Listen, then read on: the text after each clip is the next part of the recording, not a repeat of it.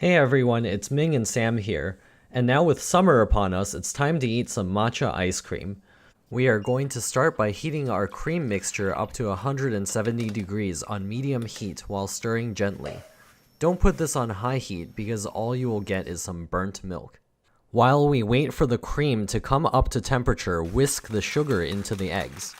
When the cream comes up to 170 degrees, temper the eggs by pouring the cream slowly into the egg mixture while whisking.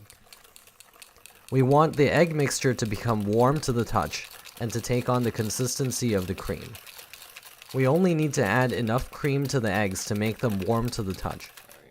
By doing this, we will minimize our chance of creating scrambled eggs and make the egg mixture easier to pour. Next, sift the matcha powder into the cream in your saucepan and whisk to combine.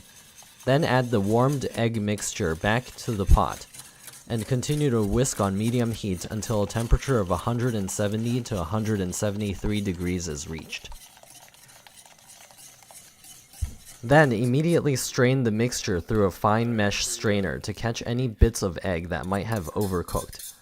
Let the mixture cool on the counter for 20 minutes, then stir in the vanilla extract. Separate the mixture into two containers. 2/3 will go in the refrigerator and 1/3 into the freezer. When the third that was in the freezer is completely frozen over, we are ready to prepare the mixture for churning. Combine the frozen ice cream base with the refrigerated ice cream base and stir it until the mixture is completely smooth. This will cause the temperature of the ice cream base to drop below the refrigerator temperature of 40 degrees down to 32 degrees.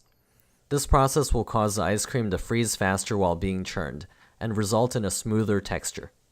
Here we are using a frozen insert type ice cream maker with a bowl that needs to be frozen 24 hours ahead of time.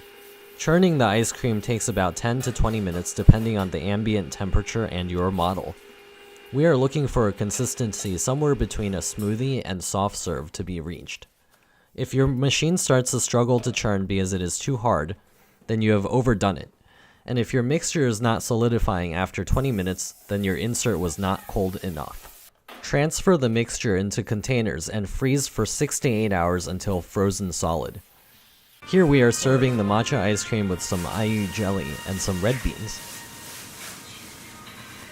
If you enjoyed the video, check out the description below for more information.